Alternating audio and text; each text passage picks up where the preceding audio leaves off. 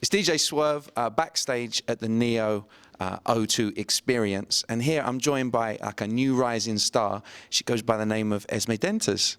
Thank you. Nice to meet you. Yeah, good to meet you.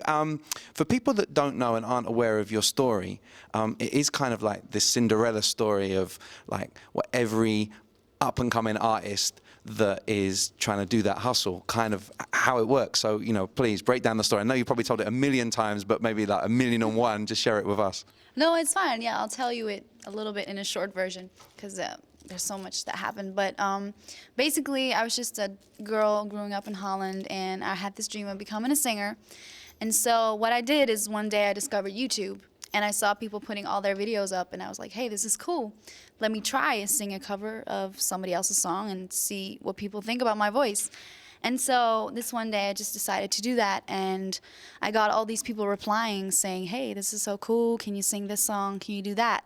So I just started posting more and more videos, and in about 6 months I got an amazing amount of views, millions of views, and yeah, that's how I kind of got discovered. What was the song that you decided to sing that kind of broke it all for you? The first song I sung on YouTube was actually TLC Waterfalls. Wow, you took it back. That's like old school for someone, because you're real young, right? I'm 20 right now, so yeah, when I was young, that was one of my favorites. Yeah, that's young. So you obviously got signed by a pretty major label. It's a pretty big deal for people that don't know about that as well. Whose ear did you particularly attract, and you know, whose label are you on? Well, I've been signed by Justin Timberlake on his label 10 Records, and he knew about this girl that was singing all these covers on YouTube, and he had just set up his own label, so he was looking for artists, and you know, the label contacted my management, and I met him for the first time at the Future Sex Love Sound tour after the show. So that's where I met him, and then I was, of course, very nervous to even meet the guy, and then a month later I was signed. So when management told you of the call, did you take them seriously, or did you think, oh man, this, because it's just like the most incredible story?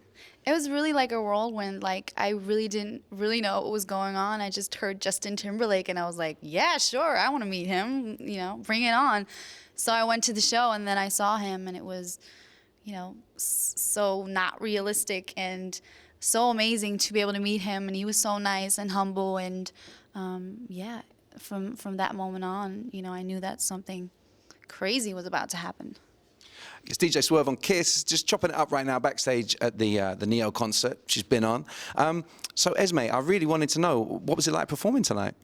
Yeah, it was amazing. It's always nice to be in the UK, and the O2 is just, you know, one of the world's known places to be. So I'm really happy I got to perform here a couple of times, also with Justin. So it's great to be back, and yeah, the audience was wonderful.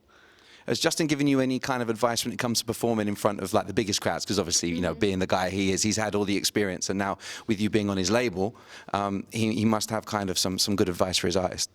Yeah, definitely. Actually, the first tour I did was the Future Sex Love Sounds tour, and we did it in Europe, and I had never performed before in my life, and all of a sudden I was standing at the Amsterdam arena in front of 50,000 people.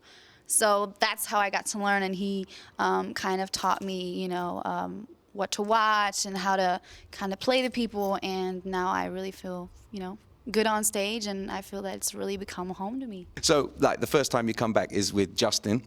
Hometown as well, right? Yeah, it was in Amsterdam, so there was a lot of media there because, you know, I was a Dutch girl signed to his label, so there was a lot of pressure there. But it turned out to be amazing, and, you know, it was just incredible that to be my first real performance. It's crazy.